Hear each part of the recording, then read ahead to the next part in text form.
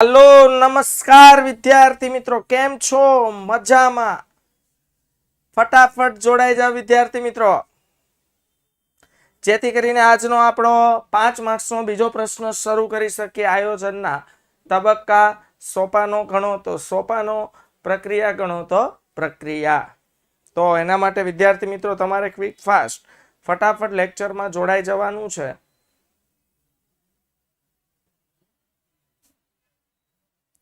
चालो, केटला विद्यार्थीओ जोड़ाया छे?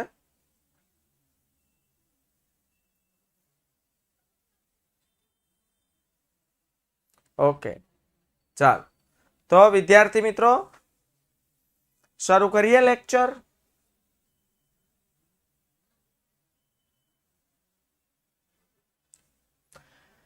तो विद्यार्थी मित्रों आपणे आयोजननी लाक्षणिकताओ जोई। आ चेप्टर 5 मार्क्स माटे वेरी वेरी मोस्ट इम्पोर्टન્ટ छे। आपणे खबर छे ए मुजब आ चेप्टर मांथी 5 गुणनो प्रश्न पूछावानो छे आयोजनमांथी। तो आजे आपणे 5 गुणना बीजा प्रश्ननी तैयारी करवाना छीए। आईएमपी प्रश्न, आयोजननी प्रक्रिया विद्यार्थी मित्रों अथवा एने आपणे कहीए छीए आयोजनना सोपानो के तबक्काओ। तो आज एना विषे आपणे खास चर्चा करवाना छीए।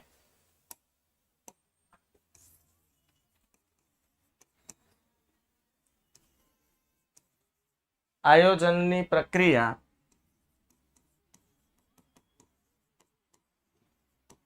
अथवा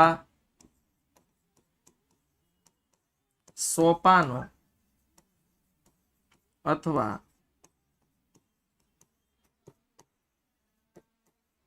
तबक्काओ। આજે મેં તમને લખીને શબ્દ આપ્યા છે બાળકો, પરીક્ષામાં પ્રક્રિયા પૂછાય તો આ જ આન્સર લખવાનો છે જે હમણાં સમજવાના છીએ। પરીક્ષામાં સોપાનો પૂછાય તો પણ સેમ આન્સર લખવાનો છે અને તબક્કાઓ પૂછાય તો પણ સેમ આન્સર લખવાનો છે। હવે મહત્વની બાબત એ છે બાળકો કે જ્યારે પ્રક્રિયા પૂછાય ને પ્રોસેસ, ત્યારે તેના મુદ્દા હંમેશા क्रमમાં આવવા જોઈએ।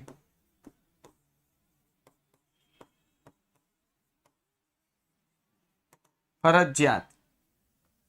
પ્રોસેસ એટલે કે પ્રક્રિયાના મુદ્દા હંમેશા ક્રમમાં આવવા જોઈએ। ક્રમ ઉપર નીચે થવો જોઈએ નહીં, એને જ કહેવાય પ્રક્રિયા, પ્રોસેસ। એટલે પ્રક્રિયાના મુદ્દા ફરજિયાત ક્રમમાં લખશું। 1 નંબર પછી જ ફરજિયાત બીજું પગથિયું આવશે। 2 નંબર પછી 3 નંબર જે આવવો જોઈએ તે જ આવવો જોઈએ। મુદ્દા આડાવડા થવા જોઈએ નહીં। એટલે આયોજનની પ્રક્રિયા મુદ્દા પ્રક્રિયાના જે મુદ્દા છે તે કરવામાં ખાસ વિદ્યાર્થી મિત્રો કાળજી લેવી પડશે। ચાલો હવે જોઈએ, આ છે આયોજનની પ્રક્રિયાના ટોટલ 8 મુદ્દા। બાળકો આયોજનની પ્રક્રિયાના ટોટલ 8 તબક્કાઓ છે। એમાંનું પહેલું છે હેતુ નિર્ધારણ। આ પહેલું છે ને એ જ 1 માર્ક્સનો પ્રશ્ન છે। યસ, સ્ટેપ બાય સ્ટેપ મુદ્દા આવવા જોઈએ। એકેય દાદર અપ ડાઉન થવો જોઈએ નહીં, નહીં તો ત્યાંથી જ તમે સ્લીપ થઈ જાઓ। ઓકે, 1 માર્ક્સનો પ્રશ્ન અહીંથી શરૂ થઈ જાય છે। જો પરીક્ષામાં 1 માર્ક્સનો પ્રશ્ન પૂછાય છે કે આયોજન પ્રક્રિયાનું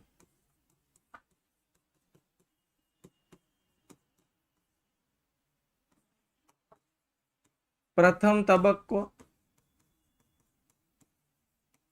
જણાવો। હવે આયોજન પ્રક્રિયાનો પ્રથમ તબક્કો છે હેતુ નિર્ધારણ। 1 માર્ક્સનો આઈએમપી પ્રશ્ન। અથવા પૂછાય કે આયોજન પ્રક્રિયાનો પ્રથમ સોપાન જણાવો, તબક્કો જણાવો છે। બાળકો આયોજનની પ્રક્રિયા, આયોજનની સોપાનો અને આયોજનના તબક્કા 3 માંથી કોઈ પણ એક શબ્દ યુઝ કરીને આ પ્રશ્ન પૂછી શકે। ક્લિયર થાય છે? ઓકે, જો બેટા પ્રક્રિયા પ્રોસેસ હોય ને એની કોઈ શોર્ટ કી બનાવવાની જરૂર નથી અને બનાવવાની નહીં। એનો ફિક્સ જ નિયમ છે કે મુદ્દા ક્રમમાં આવવા જોઈએ। એટલે તમે એવી રીતે વાંચો અથવા એવી રીતે મુદ્દા લખી લખીને મોઢે કરો કે જેથી મુદ્દા ક્રમમાં આવે। આવું ખાસ પ્રક્રિયામાં જ હોય છે। બાકી બધામાં આપણે સરળતાથી કી પોઈન્ટ્સ યાદ રાખવા માટે ચાવી બનાવીએ છીએ। તો ચાવી પરથી આપણે સરળતાથી મુદ્દા યાદ રાખી શકીએ. આ 5 માર્ક્સમાં પ્રશ્ન આવે છે બેટા. ઓકે, ચાલો તો હવે પેલા પ્રશ્ન પર કોન્સન્ટ્રેટ થઈએ, જવાબ એનો કઈ રીતે લખી શકાય એના પર કોન્સન્ટ્રેટ થઈએ, પછી બીજી બધી બિનજરૂરી વાતો કરીએ. ઓકે, ચાલો તો બાળકો પહેલો 1 ગુણનો પ્રશ્ન શું પૂછાઈ ગયો કે આયોજન પ્રક્રિયાનો પ્રથમ તબક્કો જણાવો. તો વિદ્યાર્થી મિત્રો, આયોજન પ્રક્રિયાનો પ્રથમ તબક્કો છે હેતુ નિર્ધારણ. હેતુ નિર્ધારણ. ओके, सानिया कुमारी, ये 12th का IMP बैच है, आप कौन से क्लास में ज्वाइन हुए हैं वो बताइए कृपया.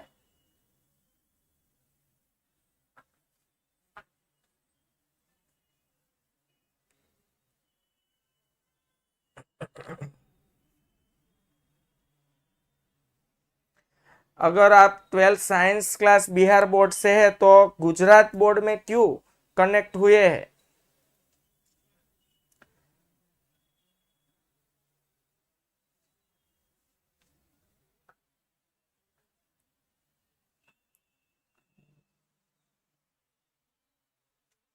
ચાલો તો વિદ્યાર્થી મિત્રો, આપણે તો ગુજરાતીમાં આપણું કામ કરીએ, સાનિયા બહેન એનું કામ કરશે. अच्छा, हाँ तो આપણે ને શું છે કે ये ही क्लास देखने आ गए हैं सर, सॉरी. ओके, अब हमने आपको सानिया जी माफ कर दिया. अब आप फटाफट अपने साइंस क्लास में चले जाइए, वरना ऐसा ना हो कि कॉमर्स स्ट्रीम में पढ़ते पढ़ते आप अपना साइंस भूल जाइए, और वो भी गुजराती मीडियम में, है ना. तो अगली बार क्या है कि कॉमर्स स्ट्रीम में आप आएंगे तो मुझे वो दिक्कत नहीं है, लेकिन आप अपना साइंस भूल जाएंगे. हाँ, हमारे बच्चे जो है ना वो सब मनी भाई में समझते हैं. हाँ, कॉमर्स स्ट्रीम वाले हैं, मनी में ज़्यादा इंटरेस्ट रखते हैं, इसलिए. ओके, ચાલો વિદ્યાર્થી મિત્રો, હવે લગભગ તમને નહીં પ્રોબ્લેમ આવે.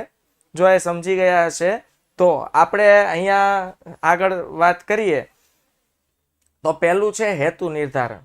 આયોજન પ્રક્રિયાનો પ્રથમ તબક્કો છે હેતુ નિર્ધારણ. બાળકો, આ બધા મુદ્દા આપણે સમજવાના છે, પણ ટૂંકી ટૂંકી તમને સમજૂતી આપતી જાઉં.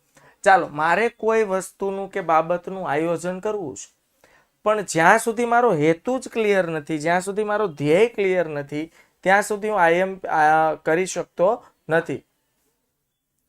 ઓકે, જ્યાં સુધી મારો હેતુ ક્લિયર નથી, જ્યાં સુધી મારો ધ્યેય ક્લિયર નથી, ત્યાં સુધી આયોજનનો કોઈ મતલબ રહેતો નથી.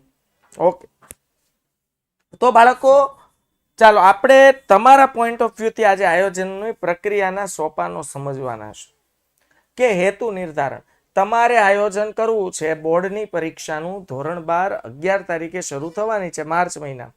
તો એના માટે પહેલા તમારે પરીક્ષા માટે જો દોડવું હોય ને, તો દોડતા પહેલા તમારો હેતુ, તમારો ગોલ, તમારો જે ધ્યેય છે ને બાળકો, એ નિશ્ચિત હોવો જોઈએ. તો પહેલો તબક્કો છે હેતુ નિર્ધારણ. હેતુ નિર્ધારણ માટે તમારો ગોલ, તમારો ધ્યેય નિશ્ચિત હોવો જોઈએ, સચોટ હોવો જોઈએ. ચાલો, બીજો તબક્કો છે બાળકો આયોજનના આધાર સ્પષ્ટ કરવા.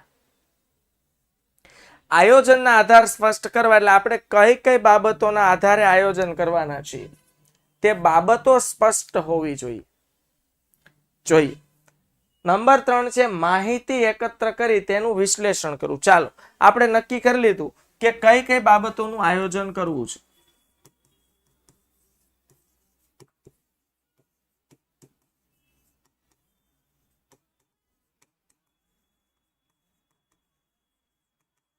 એ નક્કી થઈ ગયા પછી માહિતી એકત્ર કરી તેનું શું કરવું જોઈએ? વિશ્લેષણ.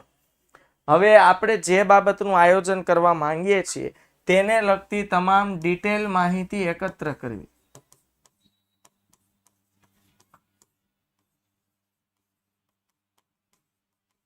માહિતી એકત્ર કરી તેનું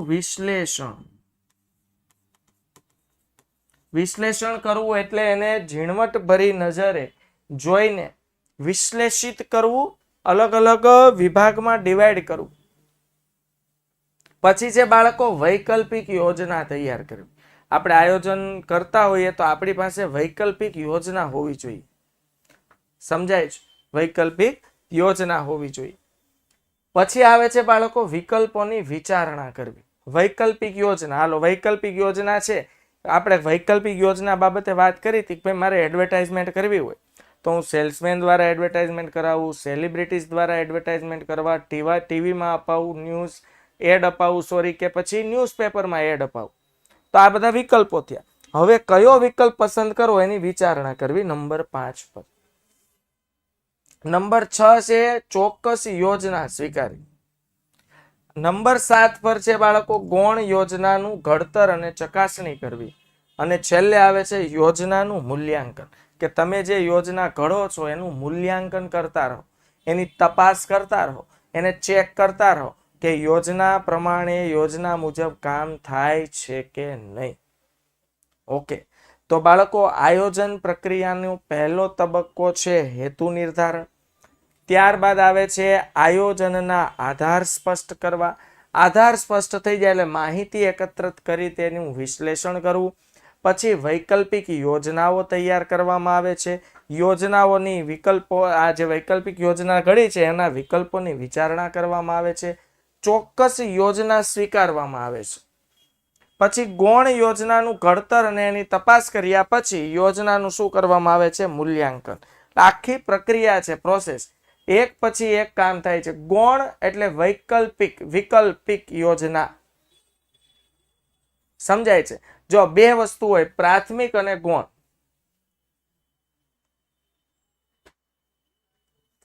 દેસાઈ, તમારો સવાલ બહુ સારો છે. હું દરેક વિદ્યાર્થીઓને ઘણી વાર કીધું છે ને હજુ પણ કહું છું, BA વિષયમાં એવો કોઈ નિયમ નથી કે ચોપડીમાં છાપેલા લીટીએ લીટી, લાઈન ટુ લાઈન લખવું પડે, પણ ટોપિક રિલેટેડ લખવું પડે. તમે સમજ્યા છો એને મૌલિક ભાષામાં લખો. એવો કોઈ નિયમ નથી કે ચોપડીમાં ઉદાહરણ હોય એ જ ઉદાહરણ આપણે લખવું પડે. તમે જે ઉદાહરણ સમજ્યા છો, તમે ટોપિક જે રીતે સમજ્યા છો એ સમજૂતી સાથે તમારી સૂઝબૂઝથી મૌલિક ભાષામાં લખો ને એને જ પરીક્ષા કહેવાય. પરીક્ષાનો મેન મતલબ જ એ થાય છે કે સમજેલું પેપરમાં ઉતાર, નહીં કે ગોખેલું.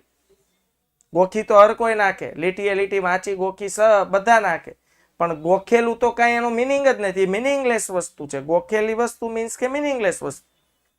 તો તમે બધા વિદ્યાર્થી સાંભળી લેજો, ખાસ તમે જે મુદ્દા, પહેલા મુદ્દો પ્રોપર લખો અને મુદ્દા રિલેટેડ તમે જે સમજ્યા છો એ સમજૂતી તમારી સૂઝબૂઝ કૌશલ્યવાળી ભાષામાં લખો, પણ કન્ટેન્ટ રિલેટેડ હોવું જોઈએ, ટોપિક રિલેટેડ હોવું જોઈએ. ઉદાહરણ તમે તમારી રીતે લખી શકો છો.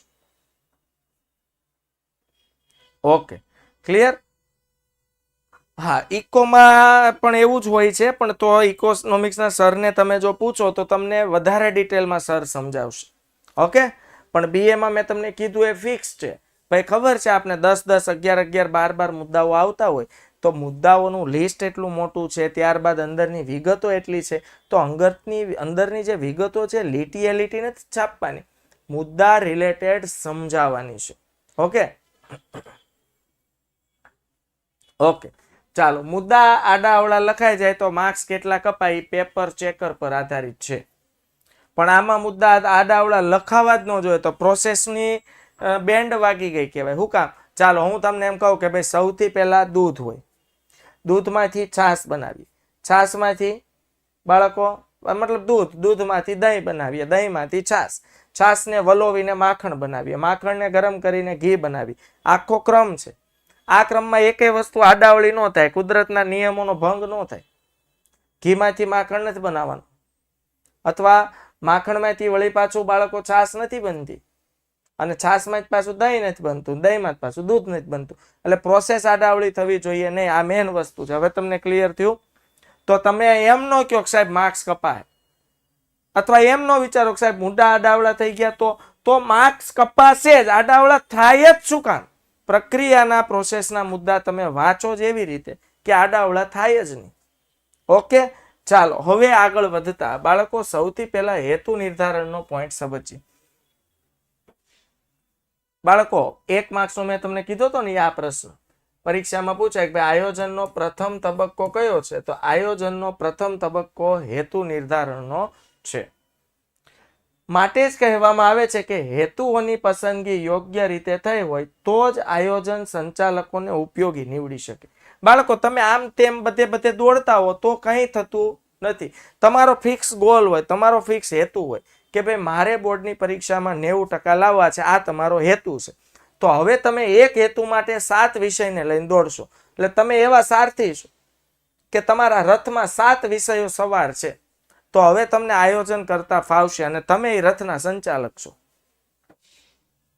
ક્લિયર થાય છે?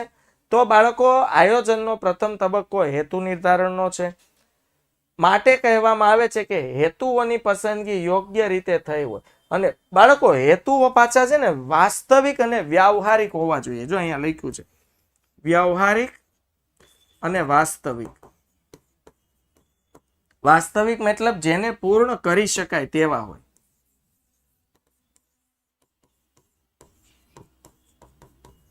વ્યાવહારિક ટૂંકાબાજી નથી કરવાની, આપણી કેપેસિટી પ્રમાણેના હેતુ હોવા જોઈએ. જેમ કે ધોરણ 1 થી 11 સુધીમાં આપણા 70% જ આવ્યા હોય અને પછી આપણે 95% ટાર્ગેટ મારીએ તો એ વ્યાવહારિક હેતુ ન કહેવાય.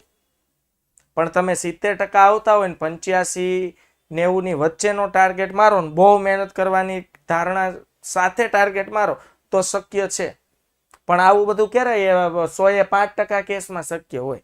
બાકી 70% વાળો એવરેજ 75-80 ની વચ્ચે આવીને ઉભા રહી જાય છે. કારણ કે ધારણા કરવાથી હેતુ સિદ્ધ નથી થતા. હેતુ નક્કી કર્યા પછી એ હેતુને પાર પાડવા માટે દોડવું પડે છે. તો તમે એવો જ હેતુ નક્કી કરો કે તમે ધંધાકીય એકમમાં હેતુને પૂર્ણ કરી શકો. આપણે વાત કરીએ ધંધાકીય એકમ, તો કોઈ ધંધાકીય એકમ 5 વર્ષથી ધંધો કરે છે, 5 વર્ષથી એનું એવરેજ વાર્ષિક ટર્નઓવર 1000 કરોડ રૂપિયાનું છે. 5 વર્ષથી. તો ચાલુ વર્ષે એ સીધો 2000 કરોડનો હેતુ નક્કી કરે, ધ્યેય નક્કી કરે 2000 કરોડના ટર્નઓવરનું, તો સ્વાભાવિક છે કે આ હેતુ પાર પાડવો અશક્ય છે. કારણ કે છેલ્લા 5 વર્ષથી ધંધો કરીએ છીએ તો એ 1000 કરોડની જ એવરેજ આવે છે. હા, તમે એના માટે ફેક્ટરીનું મતલબ મશીનરી વધારી હોય, યંત્રો વધાર્યા હોય, ફેક્ટરીનો વિસ્તાર વધાર્યો હોય અને પછી ડબલ કરી નાખ્યું હોય, મતલબ 5 યંત્રો હોય ને 10 કરી નાખ્યા હોય અને તમે એમ વિચારતા હો કે ભાઈ 2000 કરોડનું ટર્નઓવર થાય તો વાત સ્વાભાવિક છે. પણ એની એ જ ફેક્ટરી, એટલા જ યંત્રો, એટલા જ મશીનરી, એટલા જ પ્લાન્ટ છે.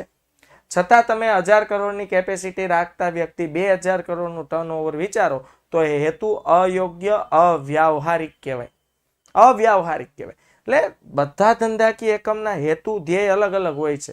તમારી જેવી કેપેસિટી છે ને એવો વ્યાવહારિક હેતુ હોવો જોઈએ જેને તમે પાર કરવા માટે દોડી શકો અને એટલા સક્ષમ રીતે પાર કરવા માટે દોડો કે હેતુ પાર પડે. ઓકે, ક્લિયર થાય છે? ચાલો આગળ વધીએ. તો બીજો ટોપિક છે બાળકો આયોજનના આધાર સ્પષ્ટ કરવા. બાળકો હેતુઓની સ્પષ્ટતા થઈ ગઈ. હાલો પહેલો પોઈન્ટ આપણે શું જોયો? હેતુ નિર્ધારણ. હેતુઓ નક્કી થઈ ગયા કે મારે શું કરવું છે ભવિષ્યમાં. બાળકો મેં કીધું ને તમારા પોઈન્ટ ઓફ વ્યૂ થી આ ઉદાહરણ સહિત આ પ્રશ્ન સમજાવવાનો છે કે ભાઈ તમારો ધોરણ 12 ની બોર્ડની પરીક્ષામાં જો આ પોઈન્ટ સાથે આયોજન આખું સમજી શકાય. કારણ કે આયોજન એ માત્ર ધંધાકીય એકમ પૂરતું સીમિત નથી. આયોજન સર્વત્ર છે, આવું આપણે જોયું. તો તમારા ધોરણ 12 માં આયોજન આવે છે તો ધોરણ 12 માં તમારો ટાર્ગેટ છે 90%. હાલ 7 વિષયના ભેગા થઈને તમારે 90% લાવવા છે. ઓકે, હેતુ નક્કી થઈ ગયો. હાલો આ આપણો બની ગયો બાળકો હેતુ નિર્ધારણ.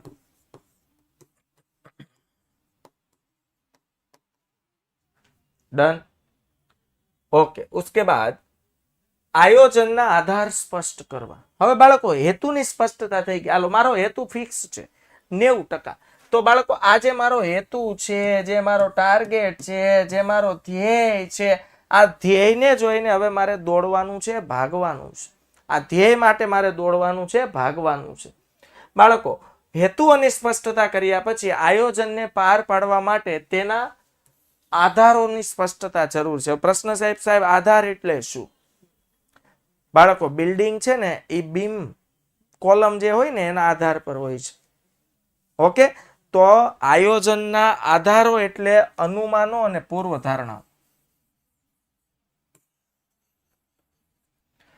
અનુમાનો એટલે શું મેં કીધું છે, આયોજન ભવિષ્ય માટે છે. ભવિષ્ય અનિશ્ચિત છે, આયોજન ભવિષ્ય માટે છે. ભવિષ્ય અનિશ્ચિત છે, ભવિષ્યમાં કઈ બાબત કેવી રીતે કેમ થવાની છે આપણને ખબર નથી. તો આવા અનિશ્ચિત ભવિષ્ય માટે અનુમાનો લગાવવાના છે, ધારણાઓ કરવાની છે. એને કહેવાય ધારણા. બાળકો, અનુમાનો એટલે શું કહેવાય? ધારણા અથવા પૂર્વધારણા. પૂર્વધારણા એટલે અગાઉથી ધારી લેવાનું, સમય પહેલા. હવે એકમને અસર કરતા આંતરિક અને બાહ્ય પરિબળોને ધ્યાનમાં રાખી પૂર્વધારણાઓ કરવામાં આવે છે. બાળકો, ધંધાકીય એકમને ઘણા બધા આંતરિક અને બાહ્ય પરિબળો અસર કરતા હોય છે.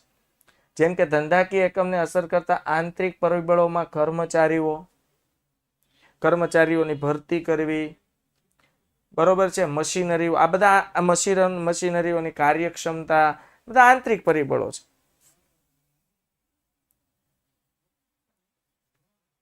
ઓકે. અને બાહ્ય પરિબળો વિદ્યાર્થી મિત્રો શું છે? બાહ્ય પરિબળોમાં આવે છે સરકારની નીતિઓ. હવે સરકારની નીતિ ચેન્જ થશે એ કઈ ધંધાકીય એકમને સરકાર પૂછી નીતિ ચેન્જ કરે?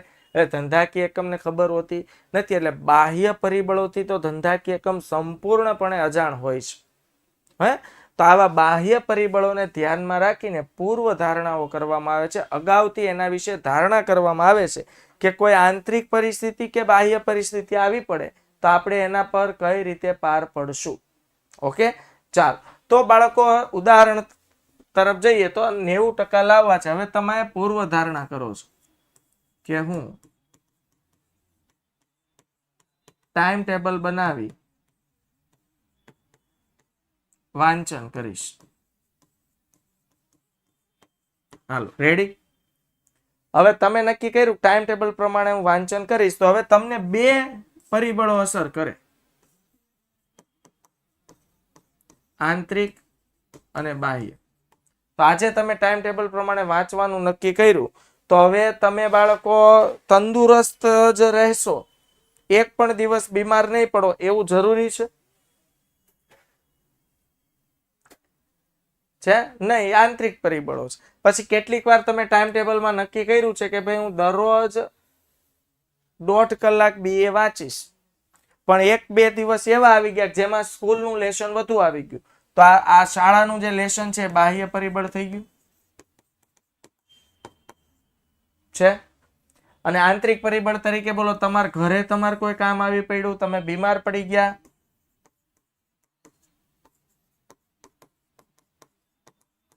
અને બાહ્ય પરિબળોમાં આપણને ખબર જ નથી સ્કૂલનું લેસન આવી પડશે. તો આવા સંજોગોમાં તમારું ટાઈમ ટેબલ ફોલો થતું નથી. તો આવા સંજોગો ભેગા થાય ત્યારે તમે આ પરિસ્થિતિ સામે કઈ રીતે લડશો? તમે નક્કી કર્યું છે કે BA માં 1.5 કલાક વાંચવાનું છે 90% લાવવા માટે. તો હવે આવા આંતરિક અને બાહ્ય પરિબળો નડવાના જ છે. તો એનો મતલબ એવો થયો, ક્યાં તો તમે ટાઈમ ટેબલ ફેલ કરો, અથવા તો વધુ લેશન આવી જાય. એવા સંજોગોમાં તમે તમારું ઊંઘનું પ્રમાણ ઘટાડો. 10 વાગે સુતા હોય એ દિવસે 11:30 સુઈ જવાનું, 1.5 કલાક વાંચીને સુવાનું. એટલે કહેવાનો મારો મતલબ શું છે કે ભાઈ પૂર્વ ધારણાઓ, અનુમાનો કરવામાં આવે છે, આધારો નક્કી કરવામાં આવે છે કે ભવિષ્યમાં કયા આંતરિક પરિબળો અને કયા બાહ્ય પરિબળો નક્કી થશે. ઓકે, તો બાહ્ય પરિબળોની તો ખબર હોતી નથી. ક્લિયર? આ આધારો જો સ્પષ્ટ અને ચોક્કસ ન હોય તો આયોજન સફળ થતું નથી. સિમ્પલ વસ્તુ છે કે તમે કરેલી અનુમાનો કે ધારણાઓ જો સ્પષ્ટ અને ચોક્કસ ન હોય તો આયોજન સફળ થતું નથી. જેમ કે ઉદાહરણ આપું છું, આંબાલાલે અનુમાન કર્યું કે ભાઈ આગામી 3 દિવસમાં ગુજરાતમાં વરસાદ આવશે અને વાવાઝોડું થશે. સમજાય છે? જો બેટા હર્ષ, અત્યારે આપણે કેપેસિટી કેમ ઇમ્પ્રૂવ થાય BA ની, એના માટે છે ને યુટ્યુબમાં વિડીયો લઈ જવાના છીએ. ઘણા બધા લઈ ગયા છીએ, બરોબર, અને હજુ લઈ જશું. અત્યારે આપણે મેન કન્ટેન્ટ રિલેટેડ ચર્ચા કરશું. ડન? કેપેસિટી BA માં કેમ વચાય, અને હવે મારા નેક્સ્ટ વિડીયો એવો લઈ જવો છે કે ગયા વીકમાં એક વિડીયો એવો લીધો તો કયા ચેપ્ટર પહેલા કરાય, કયા પછી કરાય. હવે તમે મુદ્દા કઈ રીતે સરળતાથી યાદ રાખી શકો એની આખી ટિપ્સ તમને આપવાની છે. ઓકે, ચાલ. તો બાળકો શું થયું, આંબાલાલે આગાહી કરી કે ભાઈ ગુજરાતમાં આગામી 2 દિવસમાં વાવાઝોડું આવશે. તો બોલો વાવાઝોડું આવે એટલે દરિયાકાંઠા વિસ્તારોને ખાલી કરાવવા પડે. કાચા મકાનો હોય તો ત્યાં વસવાટ કરતા લોકોને કોઈ સારી એવી યોગ્ય સેફ જગ્યાએ લઈ જવા પડે. ઓકે, તો આ બધી ધારણાઓ કહેવાય. જો ધારણા શું હતી કે વાવાઝોડું આવશે. હાલો, વાવાઝોડું આવશે એ અનુમાન થઈ ગયું. હવે એના માટે કયા કયા પરિબળો અસર કરશે આપણને હજુ ખબર નથી. પહેલા તો વાવાઝોડું આવશે, હજુ આવ્યું નથી. તો અગાઉથી આપણે બાળકો આપણા જે અનુમાનો છે નક્કી કરવા પડે. કે અનુમાનો શું નક્કી કરવા પડે કે ભાઈ આ જે કિનારો છે અહીંયા જો વાવાઝોડું ત્રાટક છે તો અહીંયા આસપાસની જે આ વસ્તી છે વસ્તી બધી દરિયામાં તણાઈ જશે. તો આ લોકોને સ્થળાંતરિત કરવા પડશે. પછી વાવાઝોડું આવે ન આવે એ 2 નંબરની વાત છે, પણ આપણો જે આધાર છે એ સ્પષ્ટ અને ચોક્કસ ન હોય તો આયોજન નિષ્ફળ જાય. કે વાવાઝોડું આવવાનું છે પણ એના માટે આપણે કઈ તૈયારી કરવાના છીએ સ્પષ્ટ કે ચોક્કસ નથી. ક્લિયર થાય છે? યસ, 5 અને 3 માર્ક્સના પ્રશ્નો કરો એટલે મોસ્ટ ઓફ MCQ અને શોર્ટ ક્વેશ્ચન આવી જાય. ચાલો, 3 નંબરનો પોઈન્ટ છે વિદ્યાર્થી મિત્રો, માહિતી એકત્ર કરી તેનું વિશ્લેષણ કરવું. ચાલો, આયોજનના આધારો સ્પષ્ટ કર્યા બાદ આયોજન માટે જરૂરી માહિતી પ્રત્યક્ષ કે પરોક્ષ રીતે એકત્રિત કરવામાં આવે છે. બાળકો પ્રત્યક્ષ રીતે એટલે ફિઝિકલી જાતે જઈને માહિતી એકત્રિત કરવી.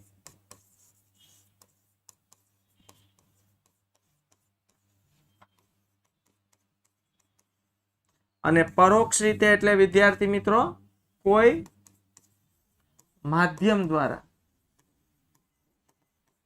ચાલો, આપણે કોઈ પણ બાબતની માહિતી ગૂગલ સર્ચ કરીને મેળવીએ ને એને પરોક્ષ રીતે મેળવેલી માહિતી કહેવાય.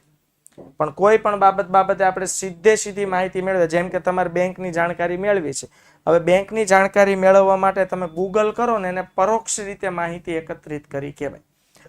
પણ એ જ બેંકની જાણકારી મેળવવા માટે તમે સામે જઈને એટલે કે બેંકમાં જઈને ફિઝિકલી માહિતી મેળવો એને પ્રત્યક્ષ રીતે માહિતી મેળવી કહેવાય. તો બાળકો આપણો જે આયોજનનો આધાર છે 90% લાવવા છે, એના માટે ટાઈમ ટેબલ બનાવવું છે, બરોબર છે.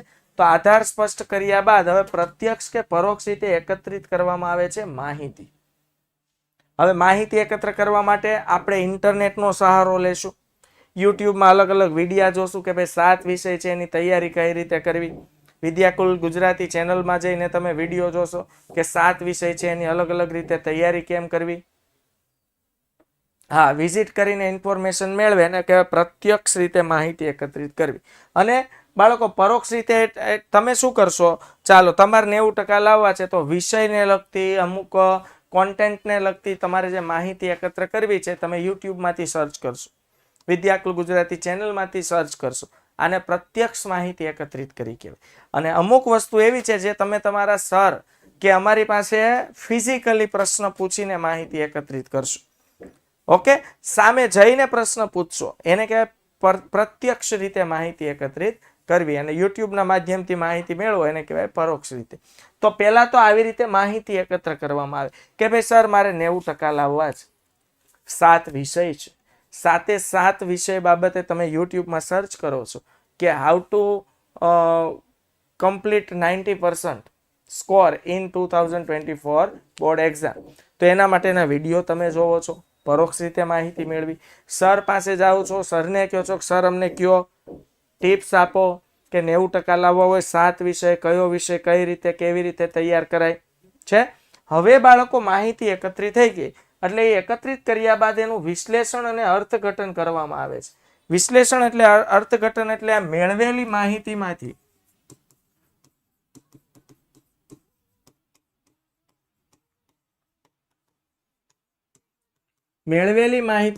કઈ માહિતી અર્થપૂર્ણ કે મહત્વની છે, કઈ માહિતી અર્થપૂર્ણ કે મહત્વની છે તેને વિશ્લેષિત કરો. જેના આધારે પૂર્વાનુમાન કરવામાં આવે તો ભવિષ્યમાં આયોજનના સચોટ પરિણામ મળે. સચોટ એટલે આપણે જેવા ઈચ્છીએ ને તેવા ઈચ્છનીય સાચા છે. તો બાળકો આપણે માહિતી પ્રત્યક્ષ કે પરોક્ષ રીતે એકત્રિત કરવામાં આવે છે. પ્રત્યક્ષ કે પરોક્ષ રીતે મેળવેલી માહિતીને આધારે વિદ્યાર્થી મિત્રો તેનું વિશ્લેષણ કરવામાં આવે છે, બરોબર છે. અને વિશ્લેષણ થઈ ગયા પછી ચેક થઈ જાય કે ભાઈ કઈ માહિતી મહત્વની છે અને કઈ માહિતી મહત્વની નથી. એવી રીતે ક્રમમાં માહિતી ગોઠવી દેવાની. અતિ મહત્વનો પોઈન્ટ છે, આપણે પહેલા બતાવશું. એ બાળકો જો આવી રીતે ધંધાકીય એકમમાં પૂર્વાનુમાન કરવામાં આવે, ઓકે, તો સચોટ આપણે જેવું ઈચ્છીએ તેવું પરિણામ મળે છે.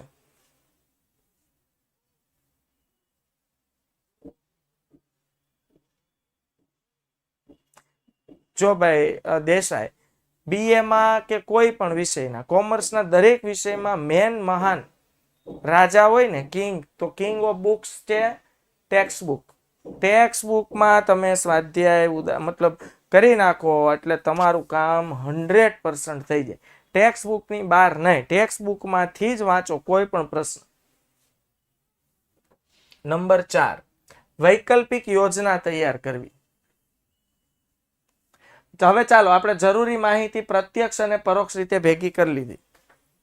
હાલો, માહિતી એકત્રિત કરી લીધી, પ્રત્યક્ષ કે પરોક્ષ રીતે.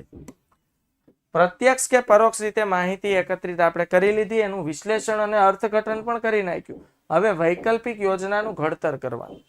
વૈકલ્પિક યોજના એટલે તમને કેમ એક MCQ માં 4 વિકલ્પો આપવામાં આવે છે, એમ ધંધાકીય એકમમાં પણ ધ્યેય સિદ્ધિ માટે આપણી પાસે અનેક વિકલ્પો હોવા જોઈએ. કે એક વિકલ્પ નિષ્ફળ જાય તો આપણે બીજો વિકલ્પ અપ્લાય કરીને આપણે આપણા ધ્યેયને પાર પાડી શકીએ. ઓકે,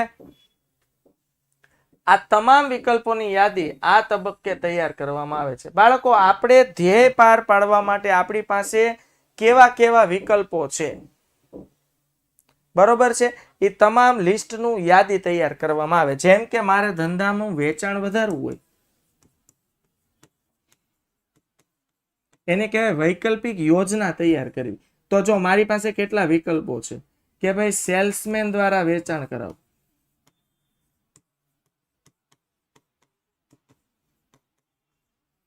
ન્યૂઝપેપરમાં જાહેરાત,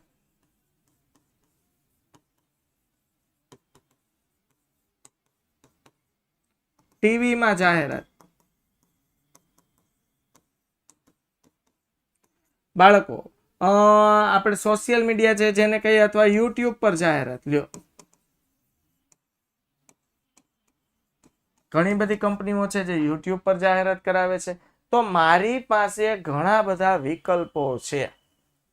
ચાલો, હવે તમારે ભણવાનું ઉદાહરણ આપતો તો કે તમારે 90% લાવવા છે. હવે તમે માહિતી એકત્રિત કરી લીધી, બધા સર પાસે ફિઝિકલી જઈને, યુટ્યુબ પર પરોક્ષ રીતે જઈને માહિતી ભેગી કરી લીધી, કયો વિષય કેમ વચાય, કેવી રીતે તૈયારી કરાય. હવે તમારી પાસે અલગ અલગ વિકલ્પ છે કે સારું વાંચન કરવું હોય તો સવારે વહેલા ઉઠીને વાંચવું. બધાની વાંચવાની ટ્રીક અલગ અલગ હોય. ઘણા સાંજે મોડે સુધી વાંચવું ગમતું હોય, શાંત માઇન્ડ, બંને વાતાવરણ શાંત જ હોય છે. રાત્રે મોડે સુધી વાંચવું. જો સવારે વહેલા ઉઠતા હોય તો સવારથી સાંજ સુધીમાં આપણને થાક લાગે, એટલે સાંજે જમ્યા પછી એટલે 8 વાગ્યા પછીના સમયમાં પ્રેક્ટિકલ સબ્જેક્ટ કરવા.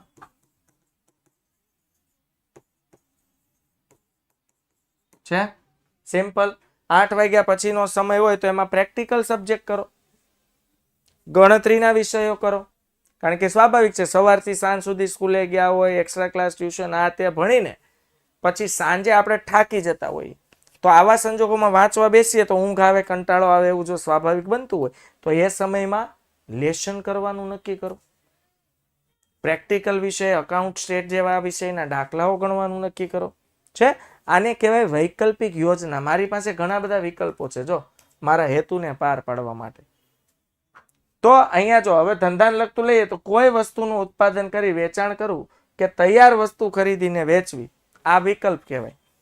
કે આપણે ધંધો ચલાવવો છે, નફો કમાવવો છે, સારું એવું ટર્નઓવર કરવું છે, તો કોઈ વસ્તુનું પ્રોડક્શન કરીને વસ્તુ વેચવી કે તૈયાર અન્ય કંપની પાસેથી વસ્તુ ખરીદીને વસ્તુ વેચવી, આ વિકલ્પોની વિચારણા કહેવાય, વિકલ્પોની યોજના તૈયાર કરી કહેવાય.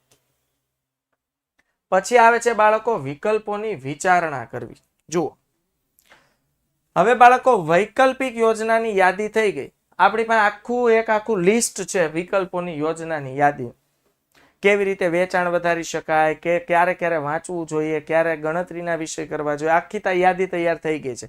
હવે આના પર વિચારણા કરવાની.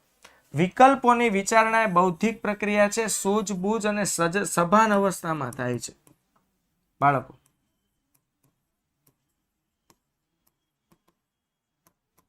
સભાન અવસ્થામાં કામ થાય છે, બૌદ્ધિક બુદ્ધિથી થાય છે આ પ્રક્રિયા. વિચારણા કરતી વખતે ગાણિતિક તથા આંકડાશાસ્ત્રીય પદ્ધતિનો ઉપયોગ કરવો પડે. હવે વિકલ્પોની આપણે જ્યારે વિચારણા કરીએ ત્યારે આંકડાકીય માહિતી તપાસવી પડે. ચાલો ઉદાહરણ તરીકે તમને કહું કે ભાઈ તમારે જાહેરાત કરાવી છે, તો પહેલા તો જોવાનું કે ભાઈ સેલ્સમેન વાળી તમે જાહેરાત કરાવો છો તો એમાં કેટલો ખર્ચ થાય છે.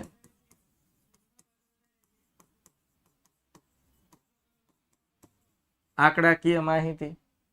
અથવા તમે ટીવીમાં સેલિબ્રિટી દ્વારા એડ કરાવો છો,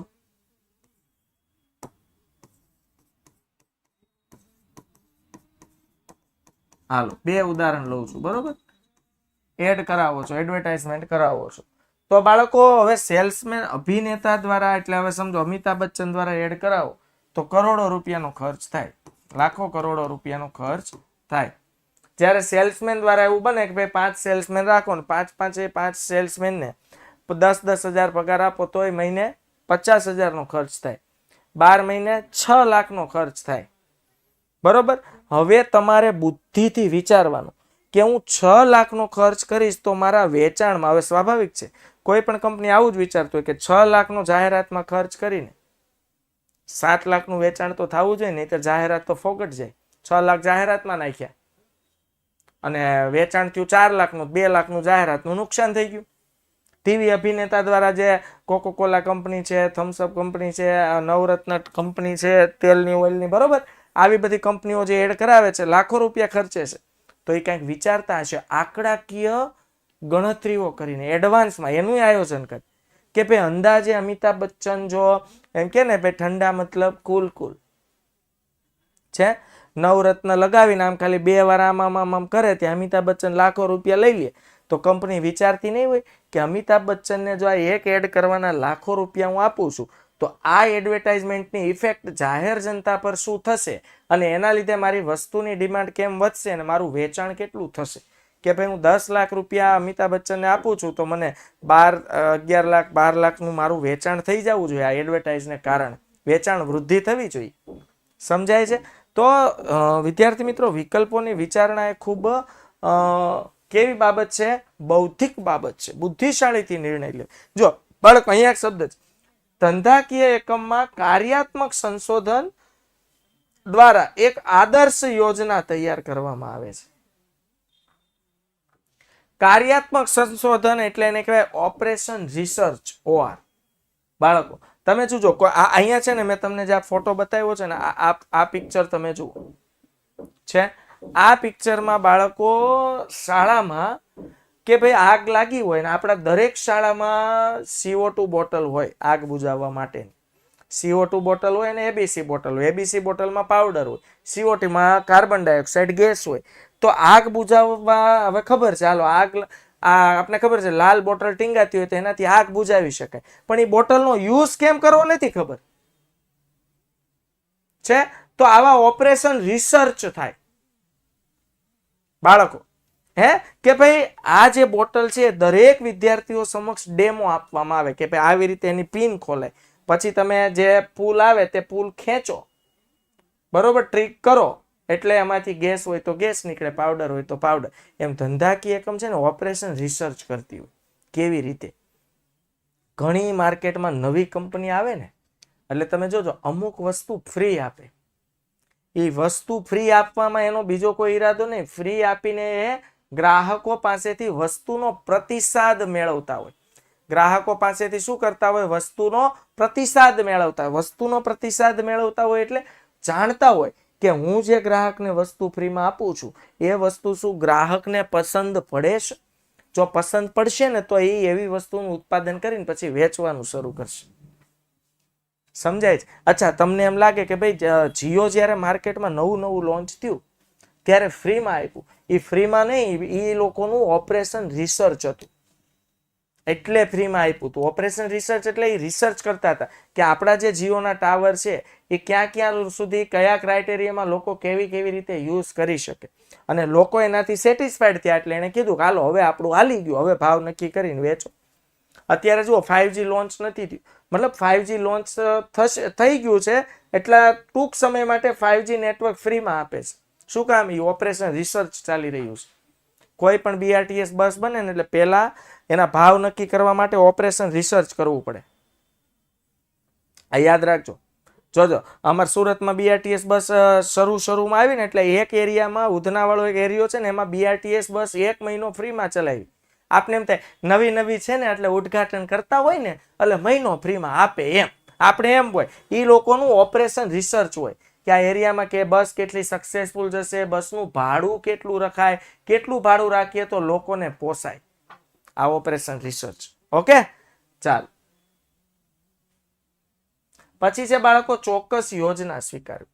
હવે આ તબક્કે વિવિધ વિકલ્પો અંગે વિચારણા, અભ્યાસ, ચકાસણી કરી કોઈ એક શ્રેષ્ઠ યોજના સ્વીકારી લેવાની. આપણી પાસે એડવર્ટાઇઝમેન્ટ માટેની ઘણા બધા યોજનાઓ છે કે ન્યૂઝમાં આપવું, ટીવીમાં આપવું, યુટ્યુબમાં આપવું, કે ભાઈ સેલ્સમેન દ્વારા કરાવવું, કે અભિનેતા કે એક્ટ્રેસ દ્વારા, એક્ટર કે એક્ટ્રેસ દ્વારા જાહેરાત કરાવવું. એમાંથી તમે આંકડાકીય વિચારણા કરીને બૌદ્ધિક નિર્ણય લઈને તમને શ્રેષ્ઠ લાગે ને એવી વિચારણા કરીને શ્રેષ્ઠ યોજના પસંદ કરવામાં આવે છે 6 નંબર પર. હાલો, યોજના પસંદ થઈ ગઈ. નંબર 7, ગૌણ યોજનાનું ઘડતર અને ચકાસણી. હવે આપણી પાસે ગૌણ યોજના પણ હોવી જોઈએ. પહેલા છે ને આપણે મુખ્ય યોજના માટે લડતા હોય, પછી ગૌણ યોજના પણ હોય હને, કે જો દરેક ધંધાકીય એકમમાં બધી વસ્તુ આપણે જ બનાવતા હોય એવું જરૂરી નથી. જેમ કે વસ્તુ બનાવનાર જે કંપની છે એ જે તે વસ્તુનું ઉત્પાદન કરે પણ બોક્સ બહારથી બનાવતી હોય. એસી બનાવતી કંપની છે એસી નું ઉત્પાદન કરે છે પણ એસી ભરવા માટેના જે બોક્સ છે પેકેજિંગ કરવા માટેના એ બહારથી મંગાવતી હોય છે. તો ગૌણ યોજનાનું ઘડતર અને ચકાસણી. બાળકો, મૂળ યોજનાને અનુરૂપ અથવા મૂળ યોજનાને સહાયરૂપ થાય તે માટે જે યોજના તૈયાર કરવામાં આવે તેને ગૌણ યોજના કહેવાય. એક ગુણ છે વિદ્યાર્થી મિત્રો. મૂળ યોજનાને અનુરૂપ અથવા મૂળ યોજનાને સહાયરૂપ થાય એટલે મૂળ યોજનાને હેલ્પફુલ થાય તે માટે જે યોજના તૈયાર કરવામાં આવે છે તેને ગૌણ યોજના કહે છે. ઉદાહરણ તરીકે શું કીધું? કાર બનાવતી કંપની ટાયર બનાવવા કે બહારથી ખરીદવા તે અંગેનો નિર્ણય કરે તેને ગૌણ યોજના કહેવાય. આ બીજી યોજના. હવે કાર બનાવતી કંપની છે, સ્વાભાવિક છે દરેક કારમાં 4 ટાયર ને એક સ્પેર વ્હીલની જરૂર પડવાની જ છે. તો કાર દીઠ 5 વ્હીલની જરૂર પડશે. તો હવે એને નિર્ણય લેવાનો છે કે ભાઈ આપણું મુખ્ય કામ કાર બનાવવાનું રાખવું છે કે મુખ્ય કારની સાથે સાથે ગૌણ કાર્ય ટાયરનું ભેગું રાખવું છે. તો મોસ્ટ ઓફ કંપની, કાર બનાવનાર કંપની શું કરે ખબર? એની બોડી બનાવતી હોય, એન્જિન બહારથી લાવતા. મોસ્ટ ઓફ કંપનીમાં વોક્સવેગનનું એન્જિન હોય છે, અથવા મોસ્ટ ઓફ કંપનીમાં ટાયર બીજી કંપની હોય, સીએટ ના હોય, MRF ના હોય. સમજાય છે? જે કંપની ફ્રીમાં સેવા આપતી હોય કંપનીના ખર્ચે હોય, કંપનીને લોસ જ કહેવાય. પણ આવું કરીને હવે આવી સદ્ધર કંપની હોય એટલે એને ખબર છે કે આપણે અત્યારે મફતમાં આપશું, પછી પૈસા પબ્લિક પાસેથી લેવાના જ છીએ, આપણી સર્વિસ ચાલી જશે તો. એટલે એમ કઈ નુકસાન કરે એવાય હોજા હોતા નથી. બાળકો, છેલ્લો મુદ્દો 2 ગુણનો પ્રશ્ન.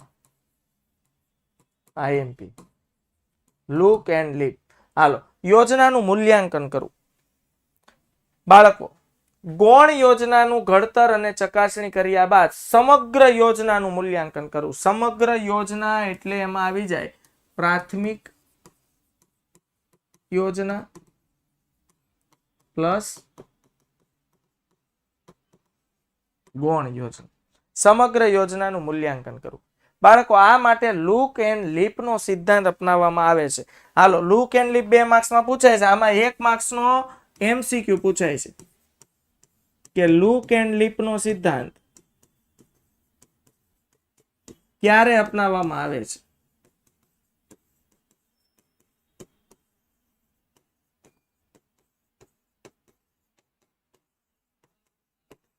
તો યાદ રાખજો, જ્યારે તબક્કાવાર આગળ વધવાનું હોય,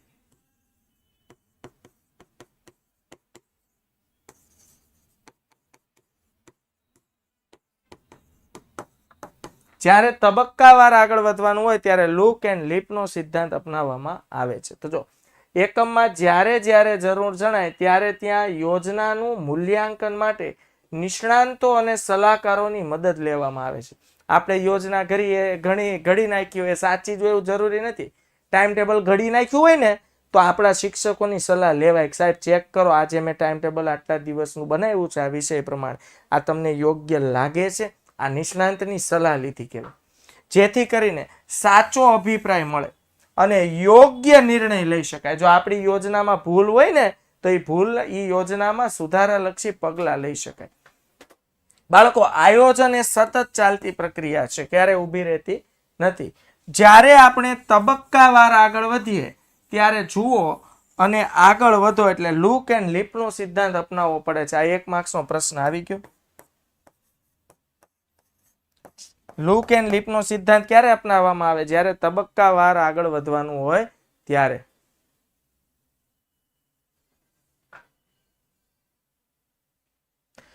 તમે કૃષ્ણા 9924454540 આ નંબર પર વાત કરી લ્યો. મને કોઈ કશો આઈડિયા હોતો નથી, એટલે ટેકનિકલ ટીમ છે, આપણી કોલિંગ ટીમ છે, એમની સાથે તમે ટીમ સાથે વાત કરી લ્યો. જે પ્રમાણે સલાહ સૂચન કરે એ પ્રમાણે આગળ વધવાનું હોય છે.